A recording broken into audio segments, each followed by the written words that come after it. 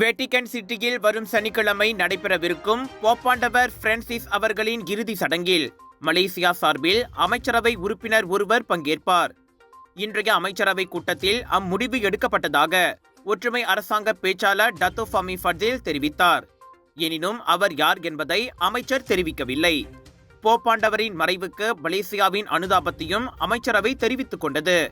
கோலாலம்பூரில் உள்ள வேட்டிக்கன் தூதரகத்தில் வைக்கப்பட்டுள்ள அனுதாப புத்தகத்தில் மலேசியா சார்பில் தொழில் முனைவோர் கூட்டுறவு மேம்பாட்டுத்துறை அமைச்சர் ஏவோன் பெனடிக் கையெழுத்திட்டுள்ளதாக ஃபாமி கூறினார்.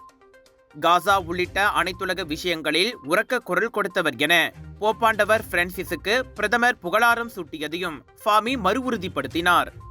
2013 ஆண்டு போப்பாண்டவராக தேர்ந்தெடுக்கப்பட்டவரான ஜார்ஜ் மாரியோ பெர்கோக்லியோ அதன் மூலம் ரோமன் கேத்தலிக் திருச்சபைகளின் தலைவரான முதல் லத்தீன் அமெரிக்கர் என்ற பெருமையை படைத்தார். இந்நிலையில் நீண்ட காலமாகவே உடல்நலம் குன்றியிருந்த போப்பாண்டவர் பிரான்சிஸ் கடுமையான இரட்டை நிமோனியா தாக்குதலால் தனது 88வது வயதில் திங்கட்கிழமை உயிரிழந்தார். போப் பிரான்சிஸின் இறுதி சடங்குகள் வேட்டிக்கன் நகரின் செயின்ட் பீட்டர் சதுக்கத்தில் நடைபெறும். பின்னர் ரோமில் உள்ள செயின்ட் மேரி மேஜர் பெசிலிக்காவில் அவரது உடல் நல்லடக்கம் செய்யப்படும்.